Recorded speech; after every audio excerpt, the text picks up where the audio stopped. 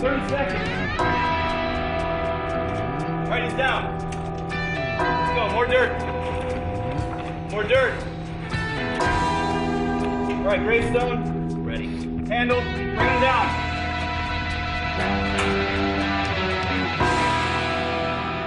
I've never been a big fan of Kinect, and that's mainly because I've never played a Kinect game that made me forget I wasn't using a controller.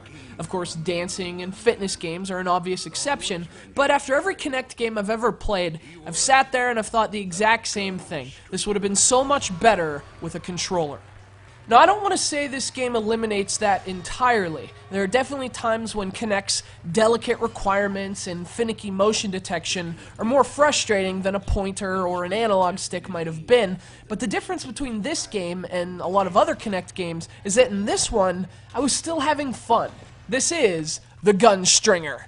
Years ago, his old posse shot him in the back and given him a one-way ticket to Boot Hill.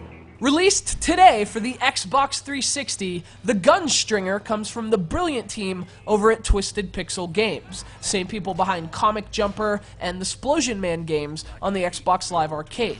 And Twisted Pixel has already gained a reputation as one of the most creative developers on XBLA, but this time, they've done the impossible. I mean, they've made Kinect awesome.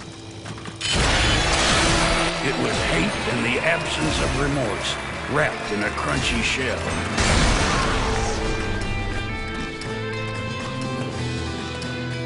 The GUNSTRINGER is a puppet show come to life, and as the puppeteer, yours are the hands that make the show go on. You control a hellish, gunslinging marionette with a quick trigger finger and a hard head, the latter of which is the result of life as a skeleton. He's the GUNSTRINGER, get it? And he's out for vengeance on those who buried him.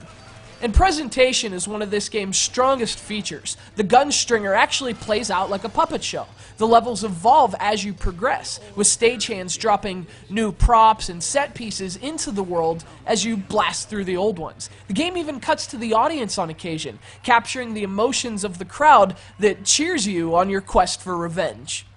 It all comes together to create an awesome vibe that makes the GUNSTRINGER feel really unique. The game never loses sight of its theme, and it's a really charming ride. But the GUNSTRINGER himself isn't concerned with cool presentation. Spilling blood, or I guess cotton, or puppet stuffing, that's his primary motivation, and you help him do that by moving your hands. The game is essentially an on-rail shooter, so you steer the GUNSTRINGER with your left hand, and you fire, and this is the cool part, by making a shooting motion with your right hand. You literally point at the screen like you're holding a gun, and flick upward to fire your imaginary six-shooter. Now, it sounds gimmicky, I know, like most Kinect games, but the thing is, unlike a whole lot of those other games, this one kinda works. At least it works way better than any other non-dancing, non-fitness Kinect game I've played. As you're crossing names off your kill list, you're engaging in Old West shootouts, wild train chases, carnival-style shooting galleries, and for the most part, it actually works. Of course, Kinect is an inherently imperfect device, so there is a little lag, and at times, the motion controls are going to mess up. It's absolutely true that this game would probably play better with a controller, but the GUNSTRINGER also adapts to those issues. The game is a bit forgiving with its aiming, allow you to lock onto enemies simply by passing over them with your reticule, and at times, it seems like just getting close to them is enough.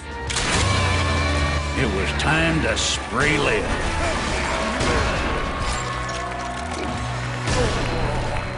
Simply put, Twisted Pixel have done it again. They've created a charming world with a creative twist, if you'll pardon the pun, on the on-rail shooter. It's awesome, it's funny, and more importantly, it's fun to play. It's the GUNSTRINGER.